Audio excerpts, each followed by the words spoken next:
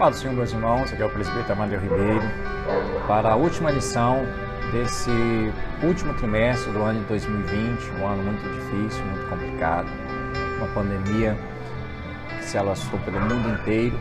Nesse último trimestre, Deus nos direciona a meditarmos na fragilidade humana diante da soberania divina, estudando sobre o sofrimento e a restauração de Jó.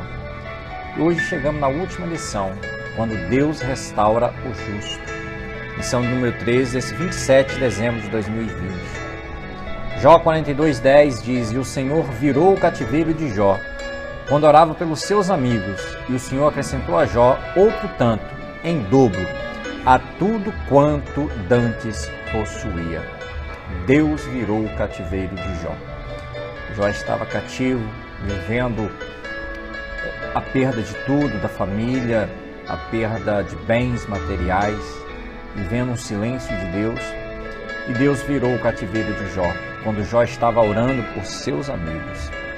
A restauração do ser humano acontece em razão do amor e da misericórdia de Deus. Somos alvos da infinita graça, do infinito amor, da misericórdia. Misericórdia é o favor imerecido de Deus. Ele olha para o nosso estado de miséria e se compadece de nós. A nossa restauração não é consequência de esforço pessoal. Não há nada que possamos fazer para merecer a restauração vinda de Deus. É fruto unicamente da misericórdia do Senhor. Não há nada, não há esforço, não há piedade, não há atos de bondade. Nada que façamos iremos nos achar dignos. É a graça, é a misericórdia de Deus. O objetivo é mostrar o grande amor de Deus, evidenciado na prosperidade de seus filhos. Tema da última lição: restauração de Jó. A restauração de Jó se dá quando ele se humilha diante de Deus, quando ele reconhece o seu estado, quando ele reconhece que precisa de Deus, que depende de Deus, que tudo que ele havia alcançado não era pelo seu esforço, era pela graça de Deus. E quando Jó está se humilhando, intercedendo por seus amigos, Deus restaura Jó. O testemunho de Deus sobre Jó provou ser verdadeiro. Quando Deus disse para o diabo que Jó era um homem fiel, temente a Deus, desviava-se do mal, isso foi provado. Jó perdeu tudo. Com a permissão de Deus, o diabo tocou na vida de Jó. E o testemunho de Deus sobre Jó era verdade. Seus amigos tiveram que se retratar. Seus amigos acusavam Jó de ter cometido algum pecado, por isso tudo aquilo lhe sobreveio. Tiveram que se retratar. Durante toda a provação, Jó se manteve íntegro. Não foi-lhe atribuída impiedade nenhuma. Pelo contrário, o Senhor o restaurou de forma grandiosa. Deus restaura o ser humano por causa do seu amor, por causa da sua misericórdia. Jó foi humilhado. Deus expôs a Jó sua onipotência na criação e a sua sapiência em preservá-la. Deus mostrou para Jó que ele é onipotente, ele criou todas as coisas e ele preservava todas as coisas pelo seu conhecimento, pela sua sabedoria, pela sua sapiência. Deus mostrou que Jó era incapaz de compreender a criação, a dinâmica da criação, e fazer algo parecido com a criação de Deus. Ninguém pode fazer nada comparado ao que Deus fez. Jó se convenceu de que seus próprios questionamentos eram injustos. Se Jó não era capaz de fazer o que Deus fez, então com que direito criticava os caminhos de Deus? Você que se acha no direito de acusar, de criticar, de questionar a vontade de Deus, aprenda com esta lição. Jó não foi capaz de fazer o que Deus fez, então ele não tinha como questionar. Se apenas uma das criaturas de Deus era capaz de impor terror em Jó, como se comportaria Jó diante do Criador de todas as criaturas? A reverência e submissão. Diante disto, Jó diz: bem sei eu que tudo podes. Reverência, submissão diante de Deus. Você já pôde reconhecer, de se reverenciar diante de Deus, se submeter a Ele? Tudo que aconteceu na vida de Jó tinha um propósito divino.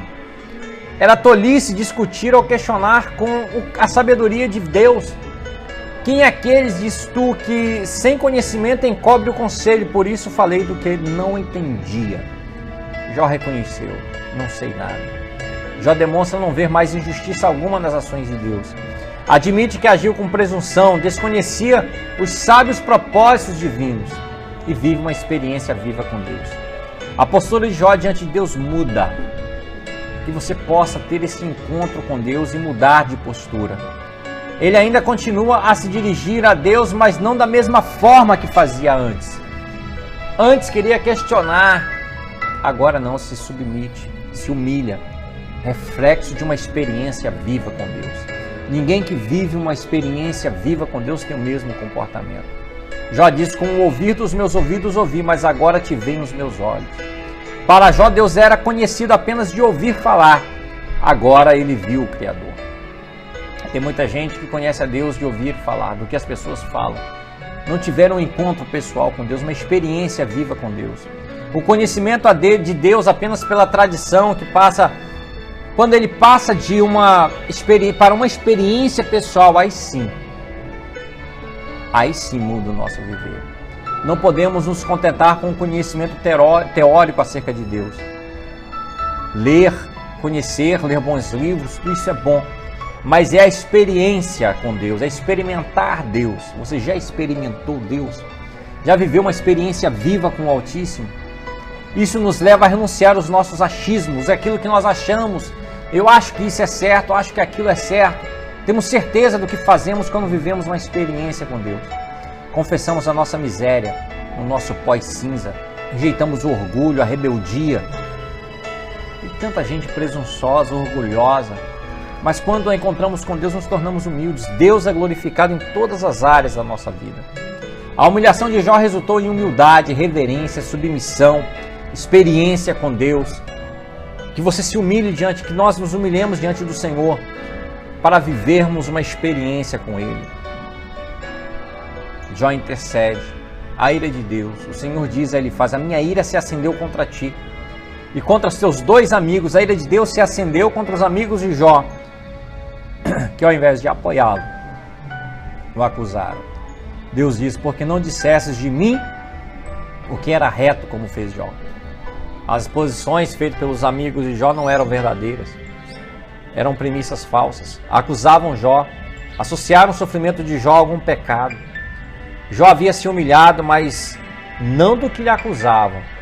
Se humilhou a respeito das suas falas precipitadas, que revelavam orgulho, falta de bom senso. Jó errou durante o seu sofrimento, mas não por conta de pecados cometidos, mas o seu atual sofrimento. O pecado dos amigos de Jó. O pecado dos amigos de Jó não foi exaltar a justiça de Deus, mas limitar seu poder soberano. Para os amigos de Jó, todo sofrimento deveria ser consequência de um juízo divino. Jó estava sofrendo porque o juízo de Deus era o resultado, era a resposta de algum pecado que ele praticou. Quando dentro dos propósitos de Deus o sofrimento é uma manifestação do seu amor e graça e não uma forma de punição. Paulo diz que nos foi concedida a graça de padecermos por Cristo e não apenas de crermos nele. Nisto os amigos de Jó pecaram. Por isso precisavam da intercessão de Jó. E Jó ora por seus amigos. Deus aconselha os amigos de Jó a irem até ele, para que ele intercedesse por eles.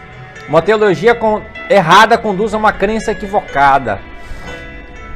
E hoje, no mundo de hoje, há muita teologia errada, levando muitos a uma crença equivocada. Os amigos de Jó defenderam Deus de forma enérgica, sincera, mas errada. Tem muita gente que é até mesmo sincera, mas estão errando. O sofrimento de Jó não veio como punição, mas como provação.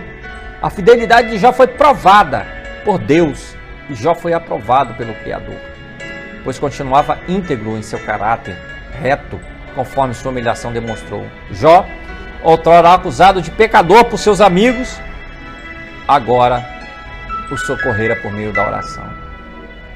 Jó não quis se vingar, não quis apontar dedos, orou por seus amigos. Que essa seja a nossa postura diante dos nossos acusadores.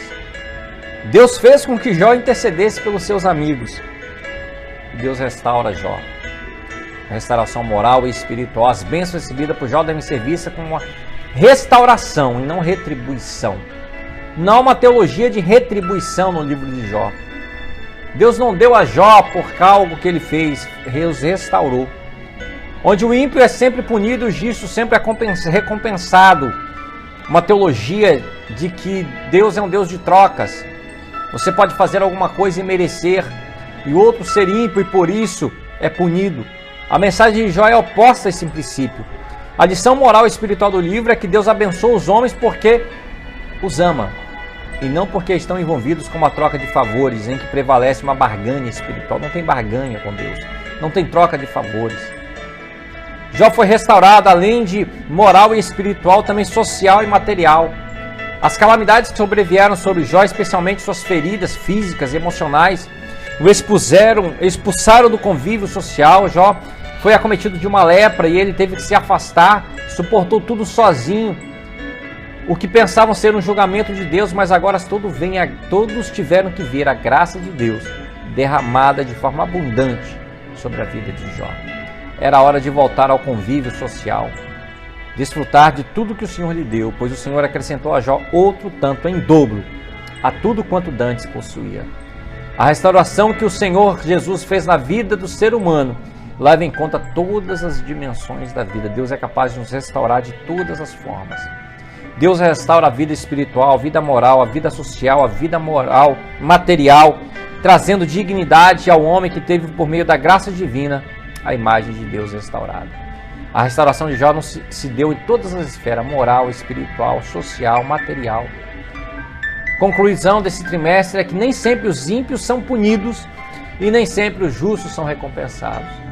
Talvez você quer ver aqui aqueles que são maus sendo retribuídos por seus pecados. Não é assim. Ou os justos recebendo galardão aqui. Nem sempre é assim. Deus julga os perversos e abençoa os justos, pois todos fazem parte do universo governado por leis e princípios morais. Deus é soberano. Deus pode atuar fora das linhas que habitualmente acreditamos que Ele opere. Deus não precisa dar justificativas dos seus atos para ninguém. Deus não nos prova porque deseja nos punir, mas porque nos ama. Deus deseja demonstrar ao seu adversário, o diabo, que os homens podem servir sinceramente a Deus sem uma relação de troca. Jó provou que o diabo estava errado e que Deus esteve sempre certo. Como tem sido a sua servidão a Deus? É pelo aquilo que Deus lhe faz ou é pelo aquilo que Deus é? Você ama a Deus por Ele ter te abençoado ou ama a Deus porque Ele é Deus acima de todas as coisas? É esta a resposta que devemos dar a Deus. Nós o amamos acima de qualquer coisa. Não importa o que aconteça conosco, permanecemos firmes, adorando ao nome do Senhor, que é soberano sobre todas as coisas. Muitas vezes não entendemos os caminhos do Senhor. Quantas vezes não entendemos até mesmo o porquê do sofrimento. Jó não havia entendido do porquê de perder filhos, de perder bens.